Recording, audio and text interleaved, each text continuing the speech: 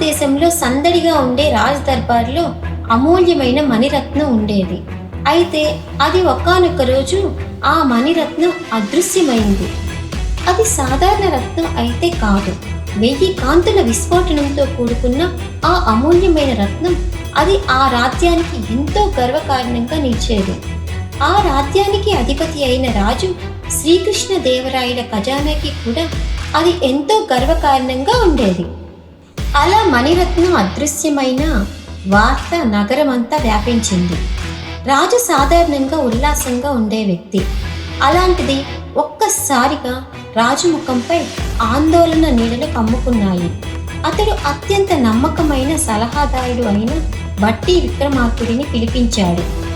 చాలా తెలివైనవాడు, చాలా ధైర్యశాలి కల వ్యక్తి మన బట్టి విక్రమార్కుడు. బట్టి విక్రమార్కుడు ఘటనా స్థలాన్ని పరిశీలించాడు. రాజుగారి నిధి నిక్షేపాలు ఉన్న గది చుట్టూ కాపలాగా అత్యంత బలవంతమైన యోధులచే ఎంతో దృఢంగా, ఎంతో సురక్షితంగా ఉండే గదిలో రాజుగారి అద్భుతమైన మణిరత్నం దొంగిలించబడిన ఆనవాళ్లు ఇక్కడ కనిపించలేదు. అయినా కూడా మణిరత్నం కనిపించకుండా పోయింది.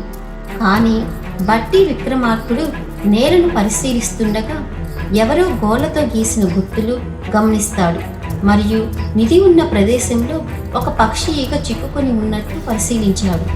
అప్పుడు బట్టి విక్రమార్కునికి పెదవులపై చిరునవ్వు ఆడింది. దాని చిక్కుముడిని విప్పాలని బట్టి విక్రమార్కుడు మనసులో అనుకుంటాడు. అలా బట్టి విక్రమార్కుడు ప్రపంచంలో అనేక జాతి పక్షులను పరిశీలించడం మొదలుపెట్టాడు. అలా పరిశీలిస్తుండగా రోజులు కాస్త వారాలుగా మారాయి. అలా ఒకరోజు పక్షులకు శిక్షణ ఇచ్చే వ్యక్తుల దగ్గరకు వెళ్ళి పక్షుల గురించి అధ్యయనం చేశాడు. అలాగే బట్టి చిలుకతో స్నేహం కుదరడంతో పక్షుల అలవాట్లు, వాటి గుణాలు కూడా బాగా అర్థం చేసుకున్నాడు.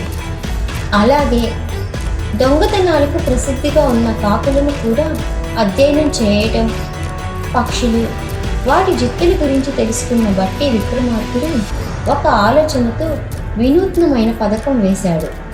నిధి ఉన్న ప్రదేశంలో మరో డూప్లికేట్ మణిరత్నాన్ని పెట్టి ఊరు మొత్తానికి మణిరత్నం దొరికింది అని చాటింపు వేయిస్తాడు. అలా కొన్ని రోజుల తర్వాత బట్టి విక్రమార్కుడు అనుకున్న పథకం బట్టి ఎదురు చూస్తున్న రోజు రానే వచ్చింది. అర్ధరాత్రి అందరూ నిద్రపోతున్న వేళలో ఒక నల్లటి ఆకారంలో ఒక నల్లటి పక్షి నిధి ఉన్న ప్రదేశంలో కిటికీ దగ్గర వాలింది. కానీ అది కిటికీలో కూడా పట్టదు.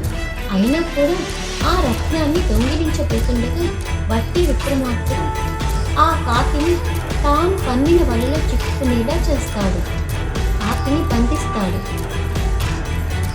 తర్వాత రోజు రాజుగారి సభలో అందరి నుండి మణిరత్నాన్ని దొంగిలించిన వ్యక్తిని ఇప్పుడు ప్రవేశపెట్టబోతున్నాం అని బట్టి విక్రమార్కుడు చెప్పగా రాజుగారు అలాగే సభలో ఉన్న అందరూ ఉత్కంఠంగా చూస్తూ ఉన్నారు.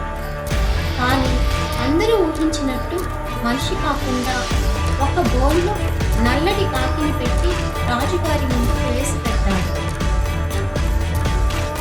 అందరూ రాజుగారితో సహా ఆశ్చర్యంతో కాకి దొంగిలించిందా, నమ్మలేకపోతున్నాం అని అందరూ అంటారు.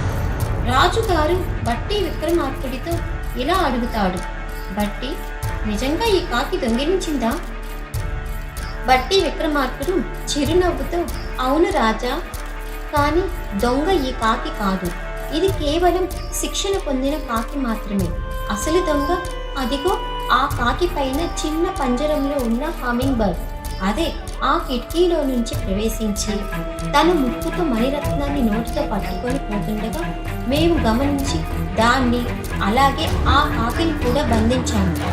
అలాగే దీనికి శిక్షణ ఇచ్చిన దొంగల ముఠాన్ని కూడా సైనికులు పట్టుకుని రావడం కూడా జరుగుతుంది అని చెప్పడంతో శ్రీకృష్ణ దేవరాయలు అయిన రాజుగారు బలా బట్టి బలా, నీ తెలివితేటలు అమోఘం అని ఆనందంగా ప్రశంసించాడు.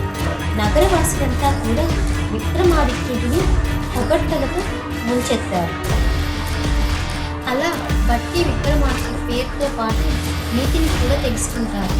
బట్టి విక్రమార్కుడి విశాలమైన మనసు, అచంచలమైన విధేయత మరియు అత్యంత మోసపూరితమైన జీవులను కూడా అధిగమించగల చాతుర్యం యొక్క స్పర్శకు నిదర్శనం.